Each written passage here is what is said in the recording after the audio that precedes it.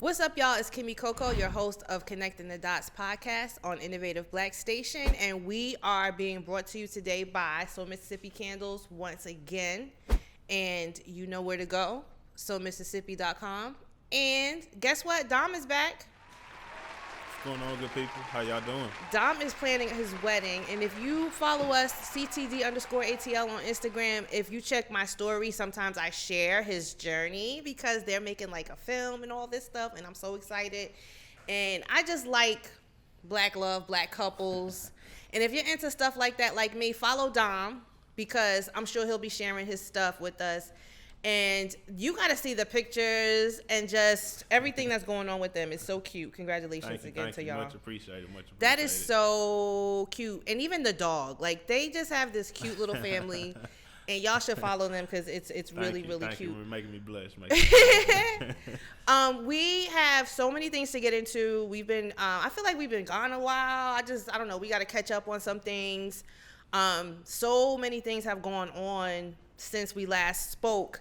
But we wanted to talk about a case in particular that was close to Dom's heart because it's like in his hometown.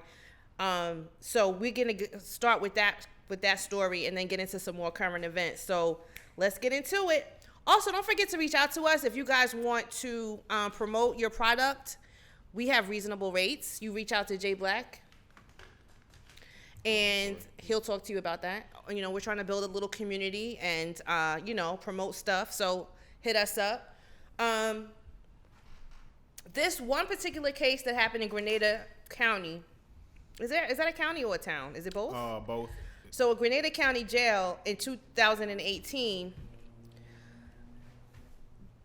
Robert Loggins, a black man who died while in police custody. And I'm going to say this, y'all, before we get into this. And Dom, you talk more about this case.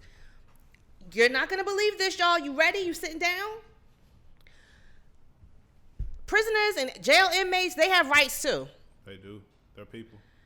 Criminals or whoever you think might be a criminal out on the street before they get a trial, they have rights too.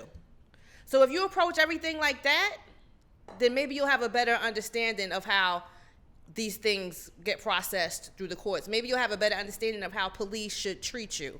And maybe you'll have a better understanding of how you can get convicted as a police officer for not following procedure. Because everybody has rights. So this case, it kind of reminds people of George Floyd because the way the case was, the way he was murdered, and the case has drawn international attention and sparked multiple protests against police brutality of black residents at the hands of law enforcement, just like majority of these cases have recently. Representatives from the Mississippi Department of Public Safety did not immediately respond to the Clarion Ledger, which is what the article that I got for comment. Of course, they didn't comment. Officers brought Loggins into Grenada County Jail in the early morning of November 29, 2018. A female voice can be heard saying Loggins was bleeding from his mouth and legs at the time of his arrival. Officers then worked to restrain Loggins he began rolling from side to side, appearing to pin him down in the head and in the neck area. After 3.5 minutes, officers pulled away from Loggins, who appears unresponsive. He was then carried toward the jail cell, but brought back into the lobby moments later. An officer checked Loggins' vital signs. 6 minutes later, paramedics were called to the scene. Loggins was pronounced dead at a local hospital. A subsequent investigation labeled his death as an accident, and it was linked to methamphetamines found in his system during the autopsy. Ain't that some shit? It's crazy. And it's even crazier, like, once again, being from a place like where I'm from, Grenada, Mississippi. It's just a place it's a place of great divide at moments, and divide racially. Yeah, definitely. I think that it's one of those places to where, like, sometimes, like, it's just almost understood. So it's really sad to see, this case happening, and once again, it's 2021 now. This case happened in 2018, and that's the reason you're just now, starting to hear about it, and that's why I want to talk about it and bring it to light, because they killed this young man pretty much just like they did George Floyd. In the jail. In jail, handcuffed. They definitely beat him up before he even got to the jail, and that's why. For anybody that just go to Google, type in Robert Loggins, Grenada, Mississippi, and you'll see the video when they bring him to the jail. Like the intake person at the jail wouldn't even take him because they like you can't bring anybody to jail like this. So when we were talking about this before, you were saying that Mississippi has a reputation and its prison system has a really, really bad reputation. Yeah. And we were talking about before Parchment Prison, where Mississippi, it had a lot of attention brought to their. Yeah, so not too long ago. For you all that don't know, Parchment, Mississippi, it's literally almost a whole town, but it's basically a prison, and the conditions are horrible. Like, like no running water, like infrastructure bad, like rats and stuff in the cells. Like it just a young man by the name of Curtis Flowers brought a lot of attention to Parchment, Mississippi. Also, he's well, not a young man anymore. Thank God he was able to get out of jail, but they basically had him in Parchment, Mississippi for years. And once again, the conditions are very, very bad. Jay-Z, Yo Gotti, a lot of well-known rappers, David Banner, brought a lot of attention to the conditions of Parchment, Mississippi. And not only Parchment, Mississippi, but a lot of the prisons in Mississippi is just a lot of crooked, underhanded, dirty stuff going on behind the scenes that, just needs to be addressed. But yeah, Robert Loggins, and in Grenada, Mississippi is one of those places where everybody knows everybody. If I don't know you, I probably know your mom, your sister, your cousin, somebody. Like we have some kind of ties. So for this young man to die and there not to be any answers, once again they try to keep this as quiet as possible. But people like myself and I send my heart out to his family because, Can you imagine trying to fight that system? Yeah. That's a whole system. And, we're supposed to treat prisoners like people outside. That's in the Bible, right? If you know somebody in prison, check on them, write them. Right. Make sure they're okay. You don't know what they're going through behind that wall. Mm-hmm. They pretty much, anything can happen to them. Look what happened to Sandra Bland. Mm-hmm.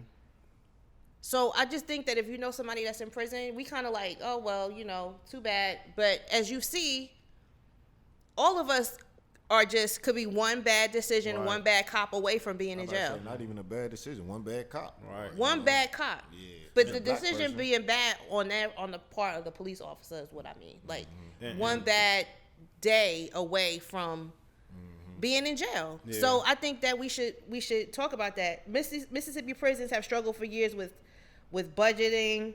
The U.S. Justice Department announced its investigation of Mississippi prison system after some inmates were killed and others were injured during outbursts of violence in December of 2019 and January of 2020. And, we talk about politics a lot on this show because we try to make you understand how important it is. And when you see the Justice Department and the judicial branch of the government and how the president that we had before would have never investigated any of this. Right. You know what I'm saying? The things that we see right now, the Justice Department investigating the prison system in different states that they see having problems, they would never have done that. Yeah. They would never have done that. So, again, you will suffer the consequences of whoever is in charge. How long ago? I don't know if she said it, but how long ago was the case? Like when? 2018. This happened in 2018, yeah. And it's just now getting awareness being brought to it. Just now, because once again, just behind the scenes, a lot of good people have been, sharing it on social media, lawyers behind the scenes, and once again being respectful of the family, also, trying to do it the right way to make sure that the process is going how they want it to go. And I talked to some of the family when I was home a few weeks ago, and it was cool to see them still fighting after such a heartbreaking, loss like that, because, it's got to take a lot of heart, a lot of, soul, just a lot of, fight just to even want to continue down the path to see justice for him, because we all want it, but I just commend, the family, because this is a tough situation. And I mean, once we get, usually for us, people, just society, once the celebrities are done with it, we like, well, you know, oh, it must be Right. over because they're not paying attention to it anymore. No. Exactly. After those outbursts in Parchment Prison, remember that? The Department of Corrections transferred some inmates out of Parchment in early 2020. After they had those violent outbursts and evidence of shoddy living conditions, including broken toilets and mildew and rat infestation, the inmates were taken to a privately run prison. Teach me how to say this, please, Dom. Tallahatchie, is that it? Tallahatchie. Yeah, I have family that lives in Tallahatchie County. Tallahatchie County Correctional Facility. That's where they moved them to. Mississippi spent $44 million on private prisons during the budget year that ended in 2019. That increased to $53 million the following year. Mississippi Department of Correction measures based on the percentage of former inmates who return to prison within 3 years after their release. The department said Mississippi rate exceeds 30% from 2016-2020 budget year. The whole system is fucked up, y'all. Very badly. They make money if you come back to jail. All right, now check this out. The system's fucked up, but I want y'all to realize how much more fucked up it is in Mississippi. Right. And this is the person, Right. like, I want y'all to look at my face and see how much I love Mississippi. This is where I'm from. Right. Like, I do anything for my state. Like, that's why we in Georgia right now on air talking about what's going on in Mississippi. Correct. But, like, once again, Mississippi is just a different place. I think I tried to explain it to some activists here a while ago because something happened in Mississippi and they were like, yo, let's go over there. Let's, you know what I'm saying? Let's ride. And Okay, but then when they block the road, when Yeah. y'all on your way back, like that's serious over there. Yeah, and one of them went over there and they came back and they was like, bruh, like, you know, this just a different place. Like, this didn't go how I thought it was going to go. When I drove to Georgia from Houston, I was on I-10. And there's a prison in Mississippi. And it like you could see it from the highway, but it's like it's like you riding for a while. I wonder what prison that is. Do you know on I-10 in Mississippi I'm not what sure. I have prison to that Google is? it, but like it's people don't realize it's quite a few prisons in Mississippi. Right. Yeah, and then just like I said, Parchment, Mississippi is technically a town, but the whole town is a prison. So that's how they do. That's how big like these places and the spaces around them are. Like they literally can tuck you away Mississippi, and like it's literally no civilization within miles of that prison. So you know it's some tucked off places in here. I always tell people if you ever want to hide anything, bring it to Mississippi. So because they're private prisons, it says during 2019 and 2020, less than 2% of the Department of Corrections' total spending was for intervention programs that are intended to reduce the chances of people will leave prison and eventually be sent back. They don't want you to come back because they make money. It's just like with medicine. Prison for profit. Like medicine, they give you medicine instead of healing you because they want you to continue to spend on medicine. So it's a business. Yeah. It's a business at the end of the day. And sadly, that's the inhumane part of capitalism. Like everything's driven by money. Anytime you can have, how does this even sound? Prison, for Private, profit. yeah. You know what I'm saying? Private prisons, like literally, people are making money off of people being enslaved, being in jail, like, and it's money to keep them in jail. And there's no program for you with your prison record now, with your conviction. Yeah. For you to go out there and make money legally. So it's like you continuously get caught up and people think, oh, well, you could do better, get a job. It's not that easy. When you're a felon, when you have a felony on when your you have a record, felony and you live in Mississippi and you're black and you live in Tallahatchie, you know what I mean? Like where there's no, like you already can't find a job because there are none. I mean, just imagine living somewhere. I don't know if people understand how the majority of this country is rural. And that's a great point because I never really thought about that neither because somebody that live in the city, they can probably you could start a little hustle, buy houses. Yeah, but you could work for in somebody. Mississippi and those rural countries, like outside of Atlanta and Georgia, like they really don't have that much to. So imagine the mentality. Town only got like 5 stores in it. Like, and I always tell people like when we were young, like it literally like. It's not much to do. Like outside of like you getting with your friends and coming up with some real creative stuff to do, and sometimes that creative stuff wasn't always, but the most powerful think thing. about that. Think about that, and then also think about you being the generation under Jim Crow. Like Jim Crow was my parents. Yeah. So that mentality, breaking out of that mentality, living in that rural area, trying to make money, trying to survive, trying to learn, like, it's a struggle. And I need people to understand, you know, you can't, everybody thinks that everywhere is like where they live. You know what I'm saying? Yeah. And it's not. It's really, really not. And we talked about Jim Crow laws, just some examples of how it was last week. Go check out that episode, y'all, innovativeblackstation.com. And try to tie it into, and I talk about this stuff because I want people to tie it into what's going on now and how we got where we are. So bringing it back to Georgia, Clayton County Sheriff Victor Hill, he got indicted on federal charges for civil rights violations. The indictment alleges abuse involving a restrained chair in the Clayton County Jail with several victims. The initial allegations concerning one victim matched those of a man interviewed in June of last year. Hill faces 4 counts of deprivation of rights under the color of law. These charges carry a maximum of 10 years in prison, according to prosecutors. The sheriff shared the following statement on the charges. Today, I will begin the process of fighting a politically motivated federal legal case. My legal team, the only ones authorized to speak on the details of this matter, and they are confident about the facts of this case. Meanwhile, as we go through this process, I will continue to focus on the mission of fighting crime in Clayton County. Now, I'm not really for or against this because I don't know this dude and I'm not really that familiar with Clayton County. But from what I'm hearing, Clay Cole, they're saying Clayton County crime, they know this guy is rough and it keeps people out of jail. That's his defense. That's what he's saying. People know I'm like this. They know if they come to this jail, we don't play. So that's why they stay out. But when you get there, like I said before, prisoners have rights too. You can't just be in there putting people in chairs and restraining them and torturing them. Like, that's not what you're supposed to be doing. Yeah. So hopefully the truth comes out and whatever happens with this happens. But just know, I think we definitely got a corrections.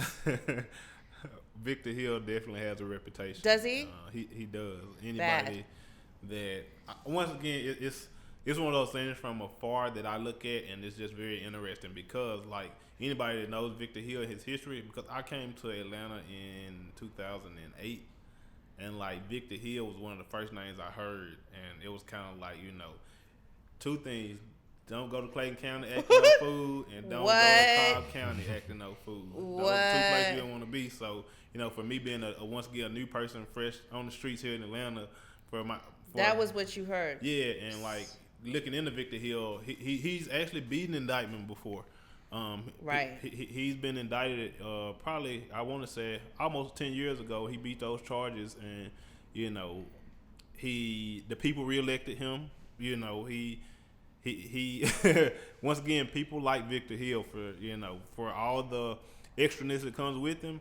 You know, he's almost like the people's champion in a lot of ways down there. As rough as, you know, the legend of Victor Hill is, and he definitely has a legend behind him. He's just one of those people that for some odd reason he's able to stay in power and, you know, do what he does. But, you know, it's gonna be interesting to see how he navigates this one.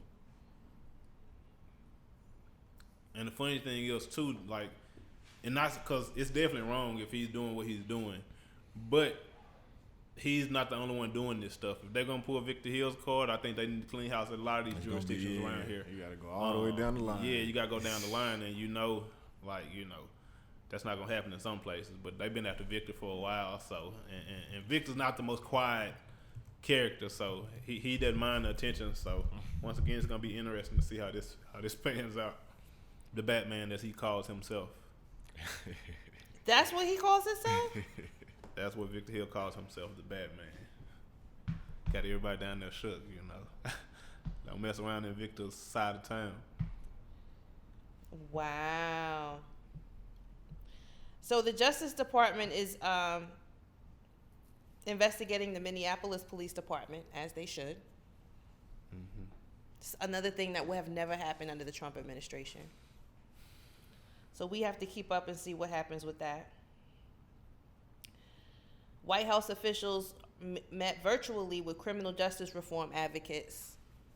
So we getting some some airtime. Speaking of criminal justice reform and criminal justice, here in Georgia, Fulton County is going to expunge over 300 criminal records by Juneteenth. Sounds good, right? How many cases out of 300? I'm not happy about it, but knowing the way the system works, 300 isn't a lot of cases. The County Solicitor General Keith Gamage, the Temple, Ebenezer Baptist Church, and the Georgia Justice Initiative are working together to expunge at least 300 nonviolent misdemeanor records from now until June 19th. That's the date Gamage intends to celebrate the expungement of hundreds of nonviolent criminal records. All of the statistics suggest when you remove nonviolent records from people, our communities will be safer because they're prepared to be gainfully employed. You could get some more details on our page, CTD_ATL. I posted the flyer. You may be eligible, so check it out. They did a study, HR.com. 96% of employers perform background checks on applicants. A criminal record can make it difficult to compete for a position or even housing. There are 4 million people in the state of Georgia with a criminal record. 4 million. And many of them could be eligible for expungement. Look it up, y'all. You may be eligible for restriction if you were arrested in a Fulton County jurisdiction on a misdemeanor. The offense was not referred to a prosecuting attorney. The prosecuting attorney did not move forward with the charge. The applicant has a first offender conditional discharge conviction. The applicant has a conviction for certain misdemeanor offenses and meets restrictor criteria. So it's worth a try. And even if you don't participate in them helping you, look it up yourself, because there's some paperwork you can file yourself and get some of your convictions expunged or charged, even if you weren't convicted. Definitely worth a try. Definitely worth a try. So look that up.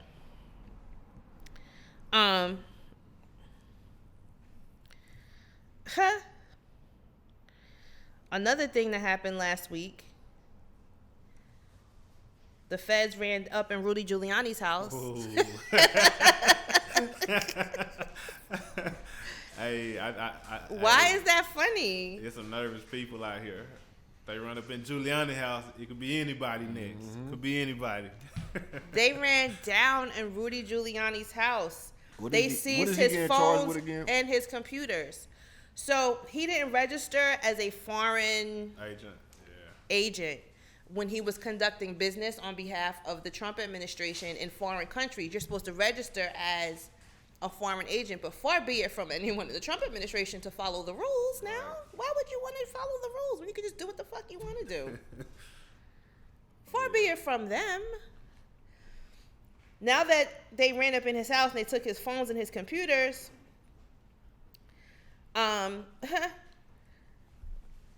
in my mind, they just found at 6 a.m. Right? The feds run up early, y'all. The feds they never cease to amaze me. They always run up in your house at the wee hours of the morning. 6 a.m. seems to be their favorite time. The feds don't never come in the middle of the day. They're not gonna come. They're not gonna interrupt your lunch or your dinner. They're gonna get you when you in your drawers. Oh yeah. 6 a.m. at Mr. Giuliani's apartment on Madison Avenue. I'm sure that was great. His neighbors were probably so excited. Madison and Park Avenue, no less. The Upper East Side of Manhattan. The execution of the search warrant is an extraordinary action for prosecutors to take against a lawyer, let alone a lawyer for a former president. So when they say that, you know what that means? They must have something on you. They got something to do. I would tell the feds have. They don't come to investigate. They got like a 99% conviction rate type shit. The feds come, baby. Let me tell you something. They already know. Right. They're not coming to ask no questions. They're not like the cops. They're not coming to ask you, well, what happened? Well, what's your side of the story, baby? They already know. They're coming to pick up some evidence. And they get more evidence just to make sure they're coming to get more evidence to put the rest of the story together because they already know. To make it make sense. Right. They coming to get it because they know you're not, whatever they don't think you're going to give them, they coming to get it. Yeah. That's basically what that means. And then you know it's got to be they know some stuff, and then two, once again, Rudy Giuliani, who's been a past, attorney for a president, nothing like that should sneak up on you. Like, so there's some stuff going on behind the scenes if they caught Rudy with his, with his pants down, hypothetically speaking. So I just find it quite interesting that, once again, I feel like a lot of people around Giuliani or, maybe they're in trouble. Yeah. Trump should be shook right now. Yeah. Well, he talk about running again. Then you put okay, but it's a it's a scam, right? Like, his whole thing is a scam. Like, you gotta pretend you're running again. You gotta keep up this thing so people can continue to donate, so people can continue to believe in your lie. You gotta keep it going. Like, I don't know if you've ever lied before. Like, have you ever lied to your parents? Of course. And then, Definitely. 2 weeks later, you kind of know they know what you're lying, but you got to keep up with the lie. You know what I'm saying? Like, when the last time you saw your cousin? Like, they trying to catch you, and you just like, remember the last time I told you I was at my cousin's house? Yeah, that's when you got to keep the lie. You have to tell another lie, and then to cover up that lie, got to tell another lie and another lie, and they've been lying for years. Yeah. This guy is doing like weddings. Like, if you look up where he's been and what he's been doing, he's been making appearances like at weddings and stuff. Oh, wow. And don't think, he's gone and we're in the clear and everything and Biden. No, because it's a little Donald Trump's popping up all through Congress and all through the Senate. Yeah, you starting to see that. I feel like Brian Kemp is playing that role. Thank you. He was taking the role of Trump. And then I feel like even DeSantis is kind of that way from Florida. Like, yes. They trying to be like real wild and talk crazy. That's why I tell people, and like, Ted Cruz. The focus.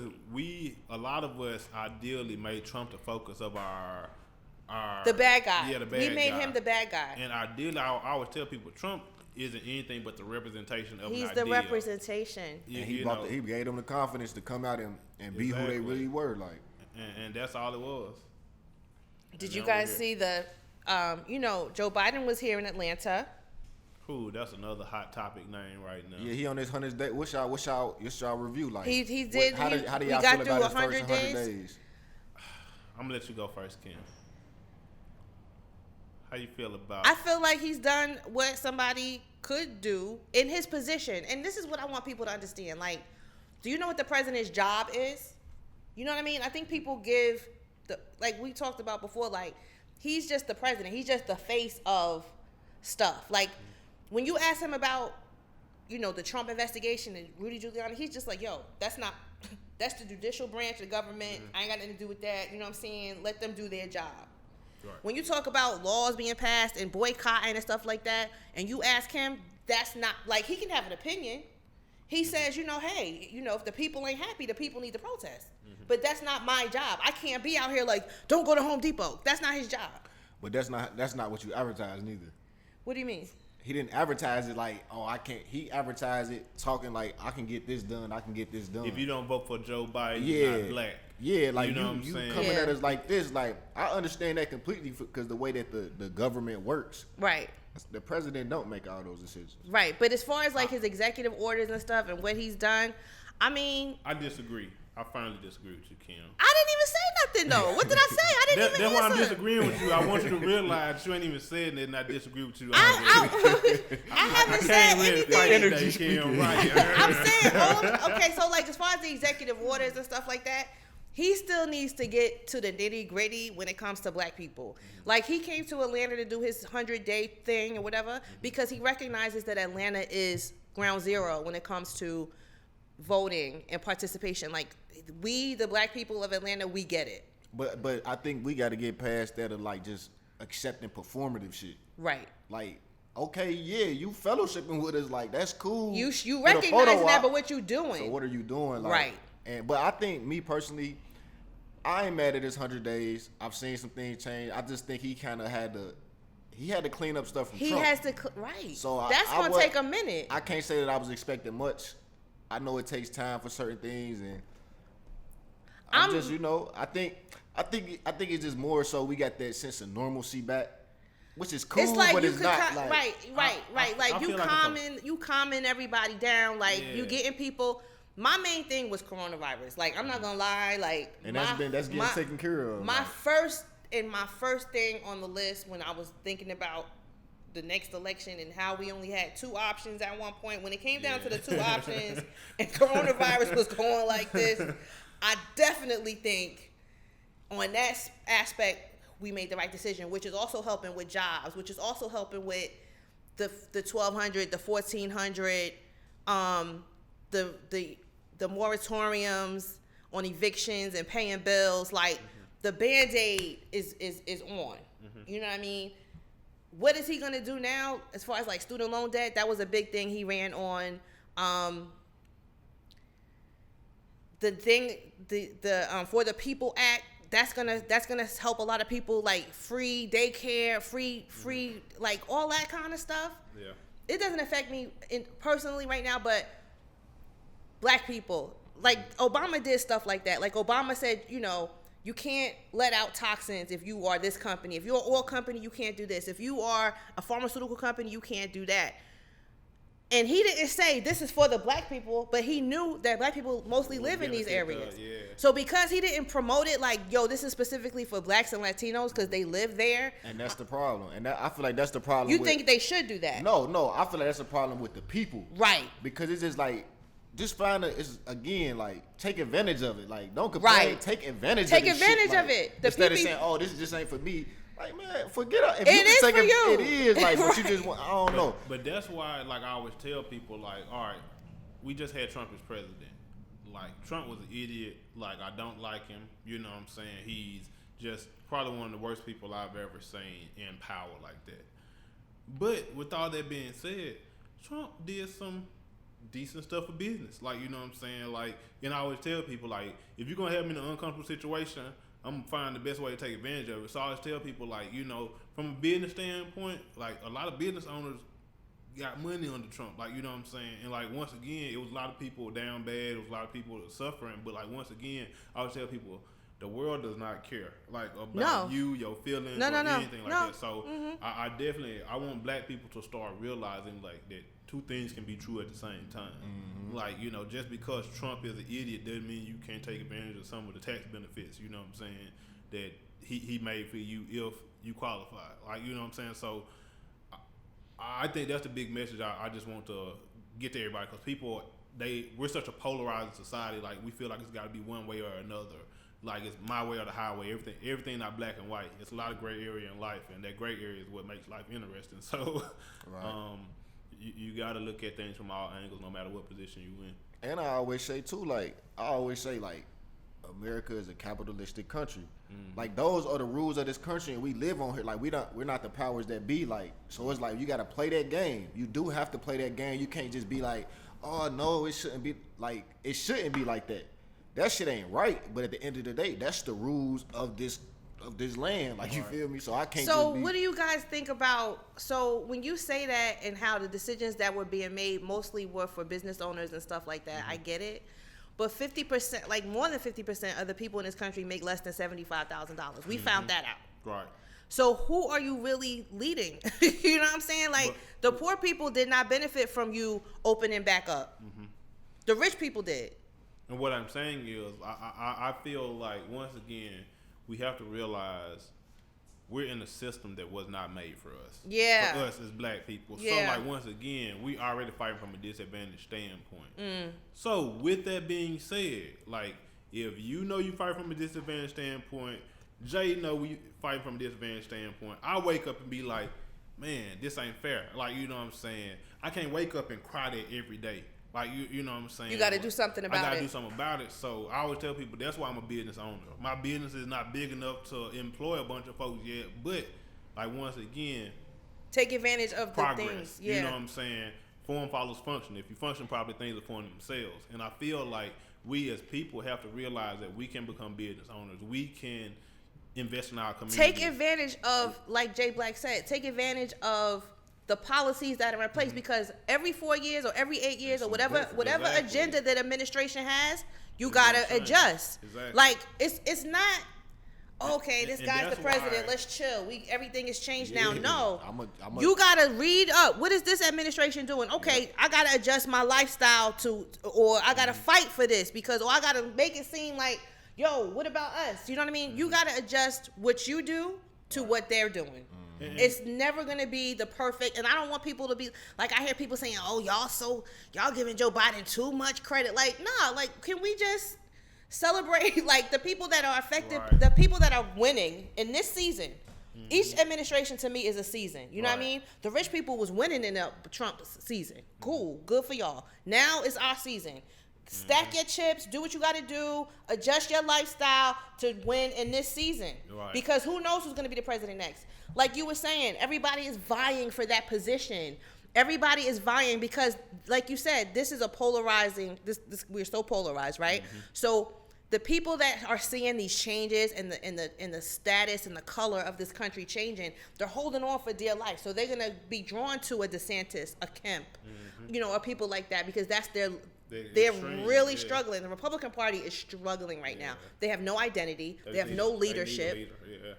So we just have to be careful. Keep your eye on those people. Like Jay Black said, like, yo, I'm starting to notice, like, what the fuck was Brian Kemp doing in Texas the other day? Like, they just been real bold, like even with like going back and forth, talking about like with the MLB. Like I just never really noticed him being that bold. And but it's just like, he's not been. You know what he does? Like for his campaign, he takes his shots. Yeah. His Even campaign, he was right when he was campaigning. He was sitting there with the gun, and I blow up, and I'll go after criminal illegals, and like that was his campaign, right? And then you saw a softer, gentler Kemp after he got elected, after he fucking cheated, and after he was the referee at his own game. Right. You know what I mean? And then he was, my fellow Georgians. But in the back of his mind, he was always that guy that you see now. Right. So you can't be swayed by these people. Stand up and believe that he is just. To me, he's worse than Trump because Trump calls him all kind of cowards and punks, and he still supported him. He like Ted Cruz Jr. Like, there's no way that this man can talk about my wife, can talk about how weak I am, can talk about, all this stuff under the sun, and you still provide Lindsey Graham, all of them. Yeah, it's they're crazy. just so cowardice. But once again, I always tell people how much of it is cowardly and how much of it is politics. And until we start to understand politics. Like once again, Ted Cruz don't give one flying flip what you think about him. As much as I hate his guts, as much as like he has such a punchable face, like you know what I'm saying. But that's what makes him such a great villain, cause like he literally can go to sleep at night with the fan on, not worry about But you know why, right? I don't know if you've ever been to Texas, but the attitude of people in Texas is different. Like the reason why Georgia is so on the spotlight and on the scene right now is because as soon as we hear about a policy or something that's not for us, we out there. Right. Do you see that same energy? Mind you, the same laws are being passed in Texas. Exact same laws. Florida, exact same laws. Arizona, exact same laws. As a matter of fact, in Arizona, they're still counting votes. I believe it. No, literally, they're still counting votes in Arizona. Like they're still. These places are like that for a reason because they can get away with it because people move there, and even if you come from a Democratic part of the country, you get so comfortable when you move to these places that you kind of almost don't even get involved in politics anymore because everybody's got the house, the garage, the job. You know what I'm saying? Right. And so people aren't as now. Don't get me wrong; they've got some powerful people. But everybody is looking for Stacey Abrams. I see people all the time on social media like, yo, Stacey Abrams needs to come to Texas. No, you be the Stacey Abrams in Texas. We got enough going on over here. Yes. And so do y'all. So here's a good thing. Many lower and middle earning households may pay nothing in income taxes this year. Did you guys hear about that? That'd be great if possible. A large swath of American households may pay nothing in income taxes for 2021. That's what a new congressional report says. Taxpayers with income of less of $75,000 are projected to have, on average, no tax liability after deductions and credits when they file their 2021 returns next spring.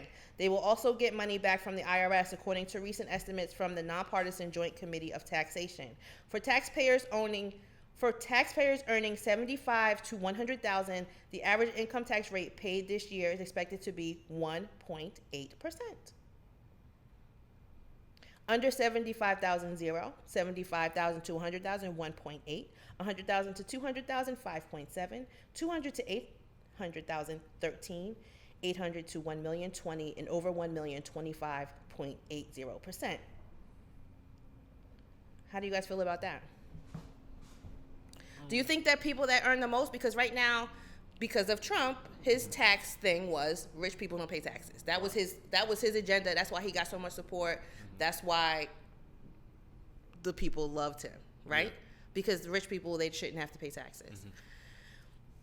Democrats, on the other hand, are saying we're going to raise, and that's why, like you said, how much of it is feelings and how much of it is politics, because who wants to pay more taxes? Yeah. I think I think they should pay more. I always tell people, like, once again, I'm not anywhere near as well off as I want to be. Hopefully, I have a long way to go, but it's hard for me to think that the more money I make, that I won't get taxed more. Like, I mean, you would think that. Now I look at my check and I see how much tax they take out. I was like, actually, I can't wait to get rich if I'm not gonna get taxed like this, because you know what I'm saying, like, for real, like, it's one of those things where I feel like it's my responsibility, especially in this society and where I come from, to help people. But that's a natural thing for a good person. Right. But do you know what they say? Right. That's socialism. But you got to think about it too. Like, helping people is subjective. Like, but that's socialism. But one of the things, because we don't know. What's the dude? Amazon dude? Jeff Bezos. He might be helping people, but it might not be enough to the world. So it's like, oh, you're not doing enough. But that's what I always tell people. Like, you can't count. I always tell people, only people that count folks' money is broke folks. Like, you know what I'm saying? Like, legit. Like, real shit. You don't worry about. Honestly, like, with people that really got money, you can even have conversations about, like, I feel like when growing up, and I still think around black people, they scared to tell people how much they make and all that. Right. But when you in different conversations around motherfuckers that got money, oh yeah, I got a 19,000. I got, you feel me? They talking real money, and it's just a conversation. It's their language, like, you know, it's normal, like, and that's one thing in our community. I always tell people, we're so used to not having anything that when we do get stuff, we hold on to it so tight. And that's why that's why you stop the flow. Because I always tell people, like, once again, going back to socialism, like, once again, the record must show, and once again, Google is free. Don't y'all throw rocks at me. But the biggest benefactor of welfare, socialism, is white women. You know what I'm saying? By a long shot. You know what I'm saying? So once again, these same people that are hollering they don't want socialism, you know, once again, people forget in this country, even though police kill us the most, we still by far a minority in this country. We're 13% of the population, roughly. So once again, if they stop these programs, like, once again, not saying it wouldn't hurt us, but it would hurt them too. A lot of folks that scream in this junk. But I think that too, and I know that too, and that's why when I say white people, you're not voting for your income, you're voting for your prejudice. But like, you know what it is though, and I think we talked about it. I know I said it, but I don't know why. But a couple of weeks ago, I was just looking up population. And just the ratio of the population, like, white people, I think, and it's roughly, but their population was like 140 something million people in America. The next race under that was black people, of course. Our population was like 42 million, so they had like 100 million people more than us. So it's like, I feel like they got so many voices that it's like some people feel like they're not gonna get affected, and most of them not. Like, they got a big majority that's not, and the ones that's getting affected really don't have a voice. But let me tell you, after the Civil War and after what we thought was going to be Reconstruction, because so many people were making money off of cotton and processing cotton and exports and tobacco, and based off of us, when the Emancipation Proclamation was signed and we didn't have to work for free anymore, that's when everything changed, right? So now the whole country, not the whole country, because the wealthy were wealthy, but the rest of the people were on even ground, right? Because now none of us have shit. The Civil War burnt down a lot of shit. A lot of people are dead.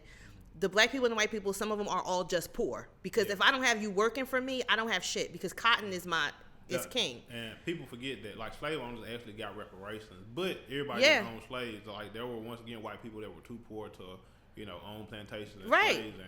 And so what were they? So at one point, the only thing that you could do to hold up your whiteness was to promote white supremacy. And so the only thing that made a poor person that was black and a poor person that was white different is the belief that the white people kept telling each other that they were better. Right. Mental. Intimidation. And that's how you have the black codes and the Jim Crow laws and all that. That's how that became a thing. And we need to understand where we came from and how it happened in order to move forward. And the reason why we have so many struggles in this country is because so many people have been told so many lies. Yeah, for so everything long. is getting passed. Like, that's why they say, Yeah. like, even with, it's generational curses, Trauma. generational wealth. Yeah. Like, everything gets passed down. Right. Like, even to the, like, it was a couple years ago, I'm like, shit, I wonder why I only cook these meals. It's like I'm cooking the same meal, but it's like these the meals I grew up eating. Right. Yeah. Until I started expanding, and seeking more recipes on my own. But it's like, That's you just what you taught know. these things, Yeah. like, growing up. Like, And some of them aren't healthy. Yeah. exactly. You know what I'm but saying? you don't know it's not healthy. You don't know it's not You don't healthy. know it's You not just healthy, know you you don't know. know it's not healthy, and you don't know why Grandma, Aunt Karen, Aunt Vicky, Right. and Aunt Sharon all But had high blood everybody pressure. dying from the same Right, thing. right.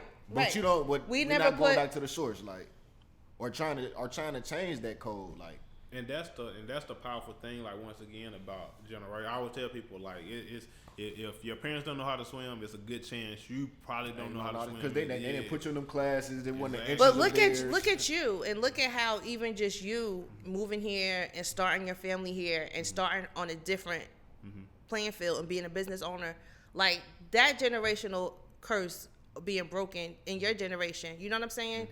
Or me or you, like all of us broke a generation. generational curse, and that comes with a lot of pressure, yeah. and that comes with a lot of pain because the status quo wants everything to stay the same. And then So it shout seemed out like- to anybody that started a new thing sure. in their family. No doubt. And everybody should want to be that person that does that, and it's not easy. And the thing that I feel like the only thing that make it not easy is the fact that They don't understand you. they don't understand. You don't have the and they support don't have a from blueprint. them. You really don't have a blueprint. You don't have a really building blueprint. the plane Yeah. out. When you jump out the whatchamacallit, you building a parachute as you jump out the plane. Like, And sometimes the people that you look for the most support can't support you support because you, they yeah. don't know. They don't know. Right. They don't know, like- it's foreign to them. they don't know. They never experienced nothing. I just seen a post on Facebook. It was a meme. It said it was either 70 or 80% of adults only live 20 miles from where they grew up. Yeah, I at. saw that too. Yeah. Damn. Like, Yeah. that's deep. Like, you really ain't really experienced life. All you know is this little circle. Yeah.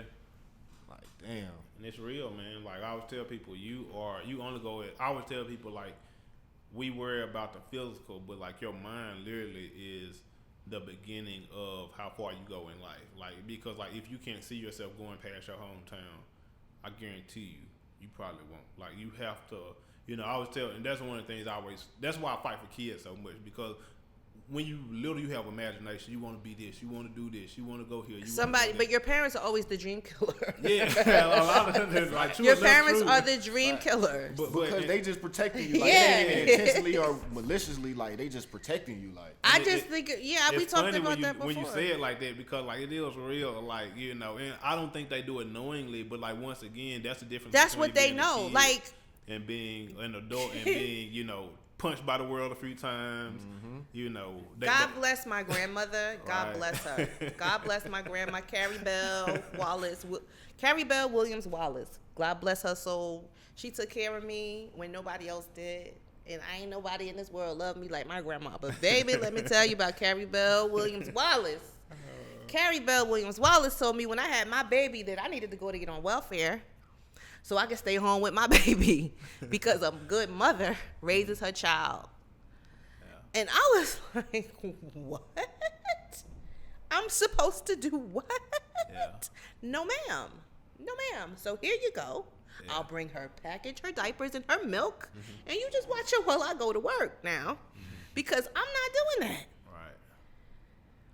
And she tried to guilt me and shame me for years and years and years because I wouldn't stay on welfare, because I wouldn't get on welfare and just be home with my daughter all day. Yeah. That was a mentality though. Like, that's But what of she course it was, because she was born in 1920 something in Washington, Georgia. And that's why that didn't sound wrong to her. Like, that was how it was. Like, and if you have an old family from the South, from the country South. I don't mean like if you have a family from the South, country South, all the women do is take care of children. I don't care if it's their children, their sister's children, their aunt's children, the cousin. That's how my family is anyway. Like when I was looking at something and they were talking about Queen Elizabeth and her husband, the one that died, and they were like their cousins. And they were like, oh, they're only, the people were like, oh, they're only third cousins. It's okay. I was like, we grew up with my third cousin. What are y'all talking about? Like, my third cousin lived in the house with us. What are you talking about? Why is that cool for y'all? Whew. These people. So I'm just like, bruh, we grew up different, and so we have a different way of thinking. And I was talking to somebody at work, and they were, we were talking about how things are different. Like, for example, I'm going to tell you, somebody was reading a book, and it was, what's the name of it? Gone with the Wind. Mm-hmm. And some people took offense to that because, you're at your desk, you're reading Gone with the Wind. And for anybody, that's just, they're reading a book. But the old antebellum days of this country, some people want to relive those days because it was romanticized in these books, and how, you never had to work and all you did was sit on the porch and drink lemonade and have the slaves do everything and fetch me some water. And so for them, that's great. But I don't want to, those days weren't good for my people, so I don't romanticize those times. Mm-hmm. So all those people that go for the plantation wedding and the plantation tour, and I just want to have a plantation wedding, I'm not coming. All right. Don't invite me. Mm-hmm. I'm not bringing you no gift. I'm not doing none of that because I get it that you guys would love to go back to those days because you never had to work or do anything, but that's a wrap. So, I mean, if you're going to go on a plantation tour, cool. Read up on it yourself because some of the things they're telling y'all that happen are lies. Mm-hmm. So make sure you read, and they need to have Black people at those tours narrating too. I think they should reach out to some of those families and see that's a job, that's a lick, that's some side hustle money. Because most of the time in these towns that still have these plantations that they've hold on to, I'm sure that some of the families that still live there, some of the people that work there. I think that's the problem though. The fact that you looking at it as a hustle, as a side thing, like we should be passionate enough to be able to want to tell our history the right way. Yeah. And it really shouldn't be about the money. And I mean, I ain't gonna say I'm the person that's gonna take that, but it's like still like we still gotta we have to be responsible for our history. Yes. We have to be responsible for us at the end of the day, I feel like. Some people don't know. I think that's one of the things that our generation is going to have to key in on, because I think I always tell people, like, in a lot of our families, I'm sure in a lot of ways, we're the anomaly. Like, we're the different, glitch in the matrix. Like, you know what I'm saying? We just doing different stuff out here. Mm-hmm. And so, even in my older age, I'm starting to realize the importance of family history. Stuff I didn't care about when I was younger. Like, something like my granddaddy hats, you know what I'm saying? Or, like, you know what I'm saying? Just the history behind some stuff in our family. And even digging into our family history and finding dope stuff out, it's kind of like if we don't, because like you were just on CNN, a few weeks ago telling about how a plantation was tied to your family's history. You know what I'm saying? So my father lived there. Like this ain't some old shit, y'all. Like that's y'all gotta go find out. And I don't know if it's people are ashamed. I don't know if it's like too painful for people, but it's not even that. One thing I find is, like, once again, I tell you, like, sometimes, like, when I go home, I don't know if y'all have heard me say this, but like I be moving around and folks be acting like they see a free man. Like, why are you doing this? Or like, you know what I'm saying? And like in my mind, I'm like, you can do this too. But then I also remember I flash back to like, yo, this is Mississippi. Like, stuff ain't like, it's way more conservative than Atlanta. Like some stuff you see in Atlanta, you're not gonna see in Mississippi, and there's a reason why, because the mentality. It's a mentality, it's a mindset, it's a conditioning. But that's from Jim Crow. It was literally illegal to like look a white person in their face. Now that's why I want y'all to hear me. That's why I say it's gonna be our duty. Like we're the point of our families that it's our responsibility because we can see these things. We can see how people think, and we can see, okay, it's my responsibility to take care of this knowledge. It's my responsibility to teach this to, like, once again, the rest of the family is coming after me, because you know it's not that these people don't want to pass this down. It's just not as important to them because, like, once again, like, how we get on people for voting. Like, yes, I want you to vote, but I understand why you're not voting if you're worried about where your next meal coming from. Like, you know what I'm saying? So, like, once again, just understand the part. And I think you said it earlier. I think it was important about how I forgot the exact word, but you were saying, like, people, they get to where they at and they hold all the information. Yeah. Like, I think it's important for people like you, people like me, people like Kim, to still, like, interact with the people that's in your neighborhood, your hometown, and let them know, like, y'all, we came from the same place. Right. Y'all know we came from the same place because we was outside together. Y'all done seen me around, like, I can do it too. I mean, if I did it, y'all can do it too. Yeah. Just be the motivation and be in their face, you feel me, and be present. Like, I think that's more important. I need to be like that, but I'm not. But that's literally how I am. Like, if y'all, like, meet my squad behind the scenes, like, once again, I told y'all I'm from Grenada, Mississippi. Like, everybody next to me, like, literally, like, my sound engineer, I got him to move up here. Like, bro, come to Atlanta. Like, you know what I'm saying? Now, he up here doing his thing. Like, all my friends from home, like, I keep in touch with them. Like, what's going on? Like, I'm not there physically, but, like, if you're having a program, you need some funds, you need, like, whatever. Like, we got to keep that connection to, because, like, once again, a lot of us do move away from home and forget where we came from. We don't talk to the people that's, you know what I'm saying, that really need it. Like, I got you left because that source wasn't there. Like, right. And that's why whenever somebody from Cincinnati, I met a lot of people from Cincinnati. Like, I got a lot of friends now from Cincinnati. I didn't know when I was home, but I met them down here. Right.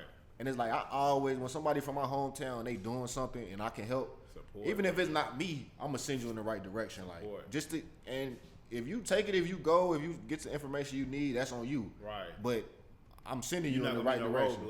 Yeah, you know if I know something and I can help, and that's why not? That's why I be trying to tell these little cats at home, like, you know what I'm saying, especially being in the entertainment game, because we actually have quite a few talented musicians where we from. It's kind of like, y'all ain't got to get along, like, you know what I'm saying. But just get money. Yeah, but don't step on each other's toes. Yeah, like, y'all stay. Like, If this beef stay out each other's way, you know what I'm saying, because it's enough room out here for everybody to eat, like, literally.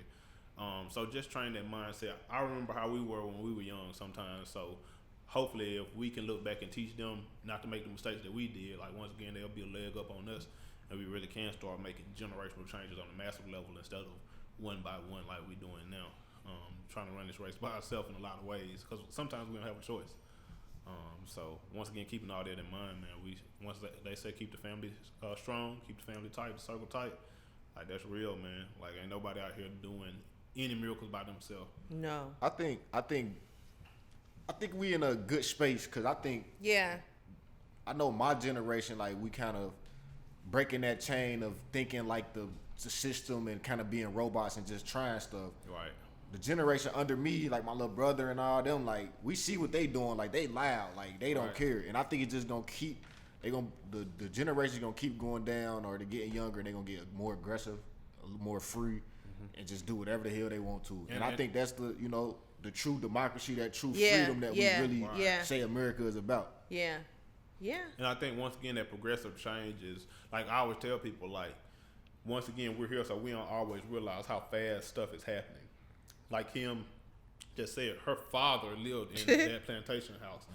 That's one generation removed. You know what I'm saying? Her actual father. So I think a lot of times we want stuff to happen super fast just because, like, we're living the day to day, but the progress that our parents had, you know, the progress that we're seeing it all come together into a culmination of, like, the next generation gonna pick the torch up, and they're gonna be a little bit faster, they're gonna be a little bit stronger. That's how it should be. Yeah, that's how it should. Exactly. Every generation should be better. Like, I had this talk with my parents. Like, I'm like, shoot, my living or growing up was just a little bit better than theirs, and I feel like my kids should be better. Shouldn't be in the hood. Like, I shouldn't have my kids in the hood. Like, my kids are gonna be in the suburbs. You feel me? And, like, we supposed to move up. Like, and then hopefully my kids is gonna be in the. You feel, it's gonna be structured. It's gonna be structured. Like, as far as, like, even having a 2-parent household, all that. Like.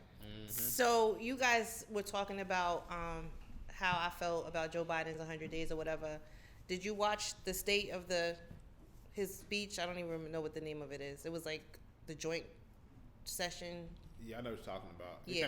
It came on earlier this week. Yeah. Right? Did you watch that? I did not. I watched the highlights. I never watched them on purpose. Did you guys hear the Republican response to it from Tim Scott, the only black senator? Yes, that America isn't a racist place.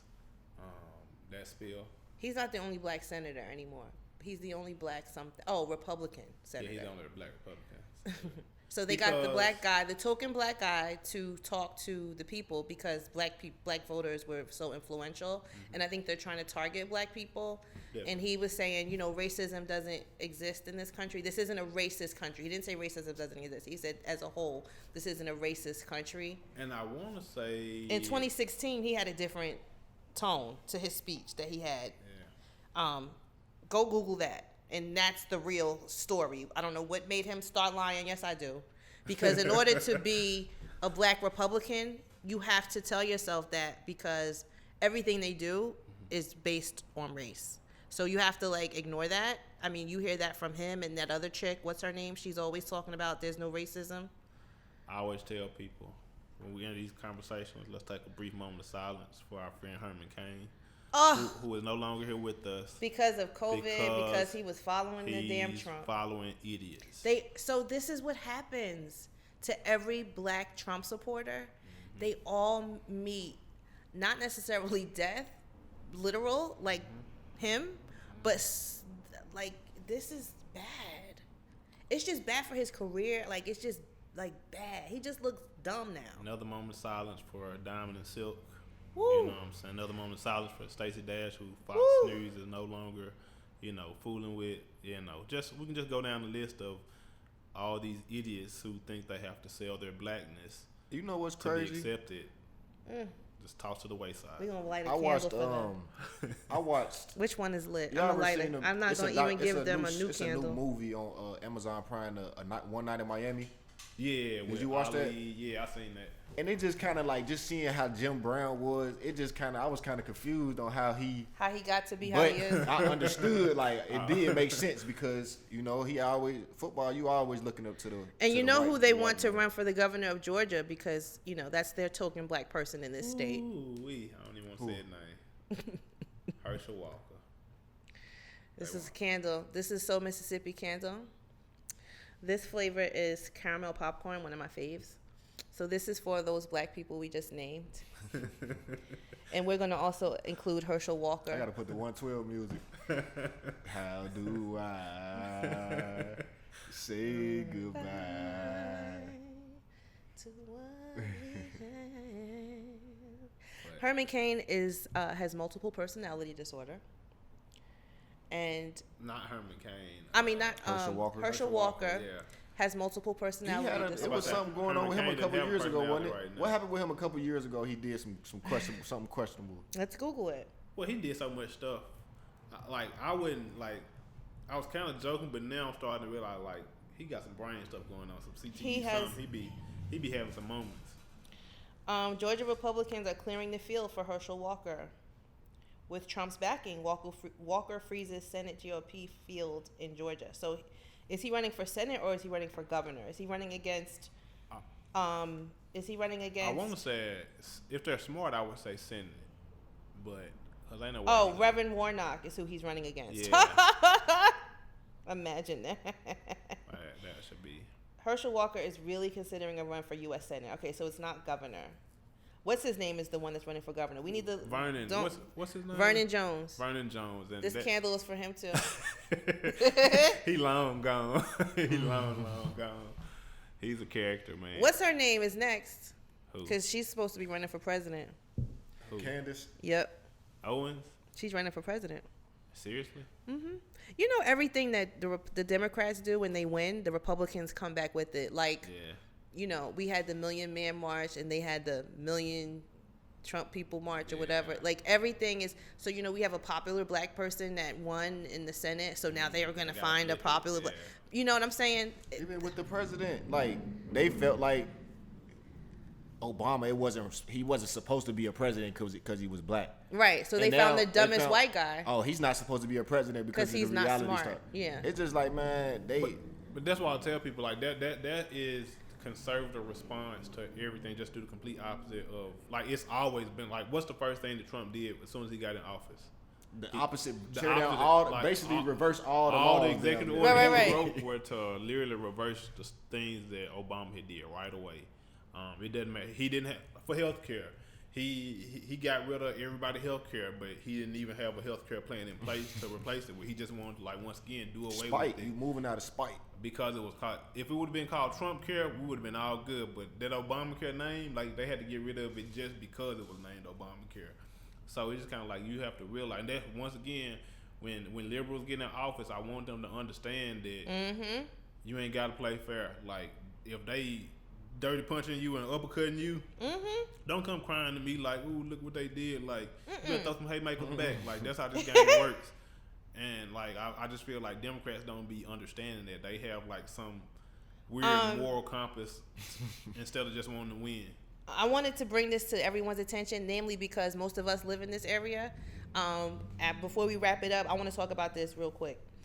Do you guys know about Sterigenics? We talked about it on previous episodes before. Yes. Okay, Sterigenics investigation.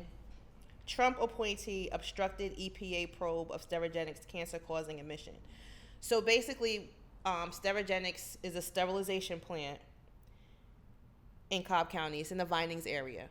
And they were releasing chemicals into the air. One of the first things Trump did when he got elected was silence the EPA, the Environmental Protection Agency, who reports what companies are damaging the air. Now, he don't care about that. We saw that with COVID, right? As long as you making money and people dying is just a side effect, right? That's how he ran the country. Pretty much. Make money, fuck people. That's his motto, right? So because we live around here and we know, and it's not, and you know, enough people don't talk about this, and that's why I'm bringing it back up again. The EPA ordered Sterigenics info that was kept under wraps. So some of these people are being brought up on charges and of obstruction. A senior political appointee in the Trump administration stifled attempts by Chicago-based environmental regulators to investigate and remedy cancer-causing ethylene oxide released in the Chicago area. This is also happening in Georgia. The same thing that happened in Chicago, the same company is here. An unnamed official instructed the Chicago Office of Federal Environmental Protection Agency to refrain from inspecting ethylene oxide facilities, including the Sterigenics Medical Sterilization Plant in Willowbrook, unless asked by state officials, according to the report from the EPA Inspector General. Citing information investigators gathered from the manager of the EPA Chicago Region Office, the report says senior leaders instructed staff members of the agency to limit air monitoring around the Sterigenics plant. If you guys remember, when COVID came, they reopened Sterigenics. They had closed it, right? The neighbors got wind of what was going on in Vinings area. They were like, their property value was going down. They made them stop work. They closed the plant down. Yeah. As soon as COVID happened, what did the Trump administration say? Open it back up. We need it. Open it back up because we need them to sterilize the masks because there aren't enough masks to go around. So we need you to open up to sterilize so people can keep using the same mask over and over again. Never mind that the neighbors are catching cancer. Never mind of the clusters of cancer that they're finding in the area, right? The EPA delayed communicating health risks to community residents in Illinois who live near ethylene oxide emitting facilities, the report says. Leadership delayed information, Willowbrook, Illinois community about the EPA. So when the people in Georgia that live in that area found out about this, they were livid. So now it's back in the news again about this Sterigenics plant. So when you talk about stuff like that,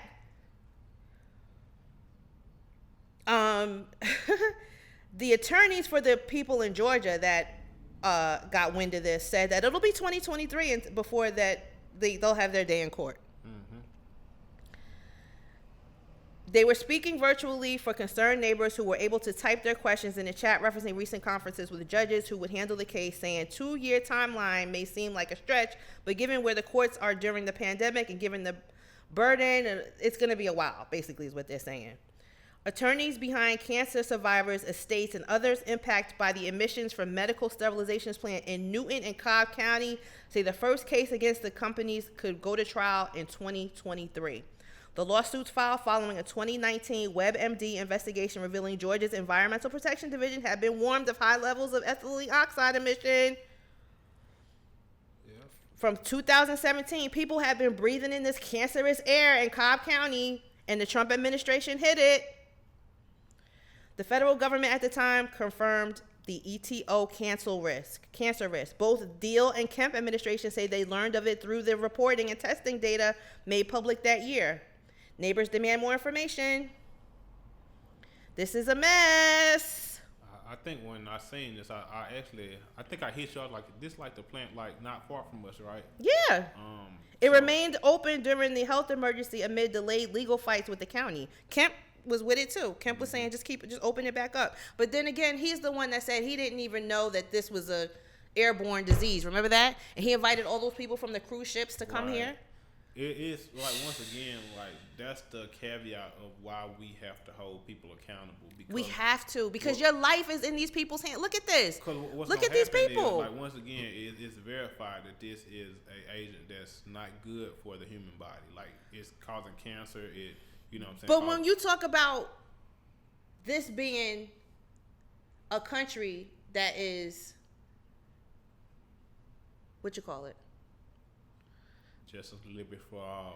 No, what are you making money? What is it? Capitalistic. When you talk about this being a capitalistic country, look at this. It's the byproduct of it. Right, like that's great. This company is making money, right? They have to open, they have to process this. But if you live around there, look at this.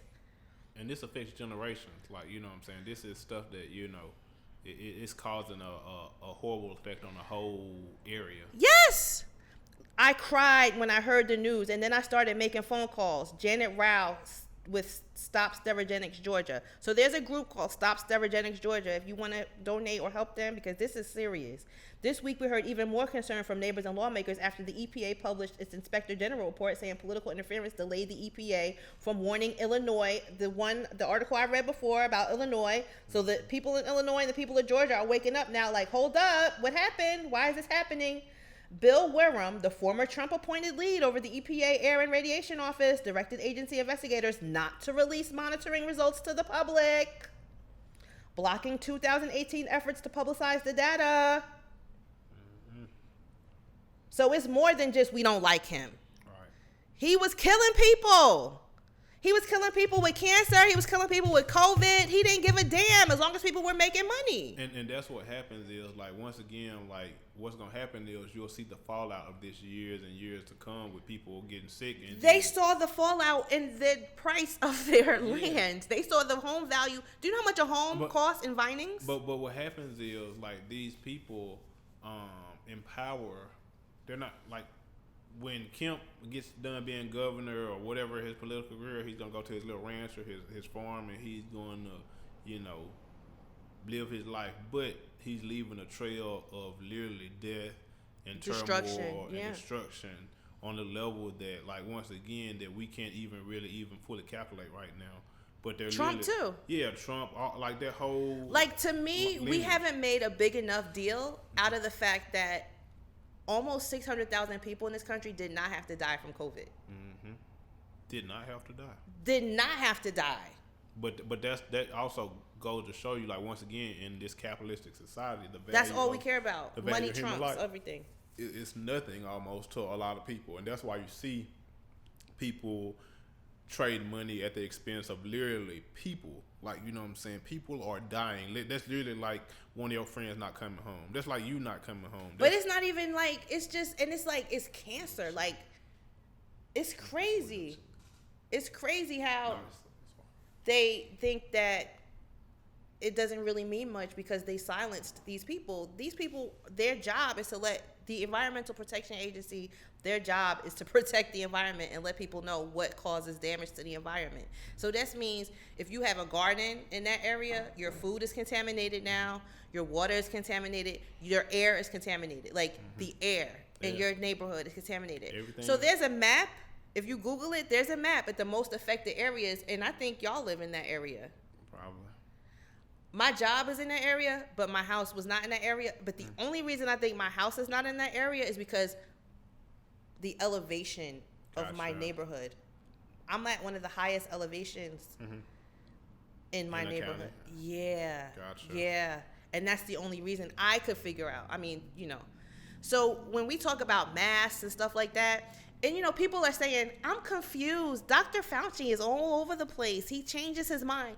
I had never heard that man change his mind one time. Right. When there were masks, he told you to wear them. When there were no masks, if you need to go out, don't go out.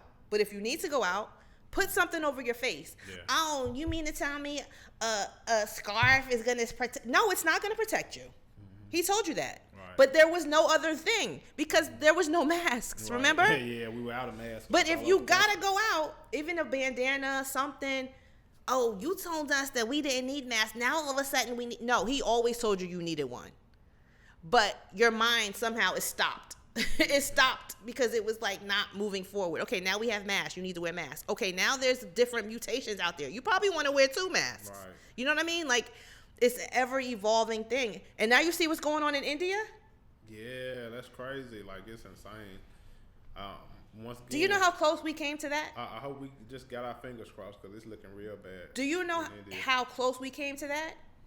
If we would have leaned toward the anti-maskers, the anti-vaxxers, if we would have all leaned, because the government there is in the same position we were in last year. Like, they're holding rallies for their presidential elections, and they're out there. There's no mask, and they're not seeing a link between that. They're not admitting it. They're not seeing a link between holding those rallies and the death toll. Yeah. Because it's to their advantage to have these rallies, right? The same thing we were doing. You know, going out, doing this, free Michigan. Right. Free, nobody don't need to wear a mask. It's fake. Like, all that caused what we have, right? Yeah. So if we would have leaned toward that, if Trump would have got reelected, whew. It's scary to even think about. I don't even want to think about it. It's scary to even think about where we were. Like, and we're not out of the woods yet, but it's kind of like, man, we are not out of the woods yet. I need people to understand that. So this week, Kemp released us, and we can have full capacity at our events now. Yeah. So baseball games will be packed, football games will be packed. I think what New York City is July 1st. Yeah, New York is in July. Yeah. So when you're out there, y'all, just be careful. We just officially, like, once again, it's open season now. So it's open season, and God forbid, it's all an experiment. Like, they're saying the people that got the vaccine is an experiment, and the people that got the vaccine were like, nah, like, the experiment is y'all go out there and let's see how this works. And if we end up like India, we might scale back a little bit. Yeah. You know what I mean?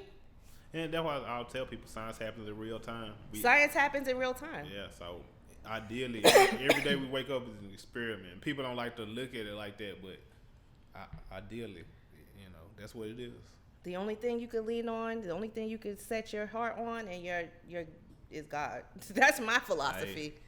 Right. That's it. Yeah, I'm leaning on the everlasting arms. That's the only guarantee I have. Famous quotes in black culture. Famous quotes in black culture. Leaning on the everlasting arms. For sure. On that note, we're going to be out, y'all. We're going to be milking these clips for a while. Yeah, we going to be gone for the rest of the month, yeah, y'all, we're going to be gone. We got some vacation time planned. So make sure y'all check out shows. I know y'all ain't watched all the old shows. Y'all ain't watched all the old shows because I be looking and I'm counting the numbers. We dropping hour and a half movies every week. So make sure you check us out. Check out some previous episodes until we come back. We're going to play these clips. And we're going to watch Dom. I'll share his stuff even if we're not here physically. We'll be... Dom, one of your artists just dropped. Didn't they? Yes. Drop some music? Oh, man. Mac Tree 662. He just dropped a single with Drummer Boy. That Drummer Boy. So is that the animated video that we were seeing? Okay, check so. out Dom's page because he's got more than enough going on. He's got the wedding. He's got artists dropping new music. Yeah, and we got some very, very. You see, we've been having Wedding Wednesday every Wednesday, so we got some. Yes. We got some super dope stuff coming up for y'all this Wednesday, so I want y'all to definitely. Okay, well, I'm gonna put it in our stories, but make sure y'all follow us CTD_ATL. So can we do Can we set up a interview when you I get better say a giveaway to whoever. I don't know how we can do it. They get a candle or something like that. Hey, Oh if yeah. Yeah, I know Dom is a giving person. So Yes. I'm definitely down. Let's with find us a whatever. raffle We for the can figure people. something out. Yeah. And then we need your future wife to come one day. You Okay. never bring her. We need her to come too. Okay, I'll definitely bring it. She'll be all about We're it. gonna get lessons in black love. That's gonna be a segment. Lessons in black love. So make sure y'all check us out again on innovativeblackstation.com and also follow us CTD_ATL. Thank you everybody for sharing your thoughts, inboxing, commenting. We really appreciate it. And we will catch up with y'all on the other side. Peace.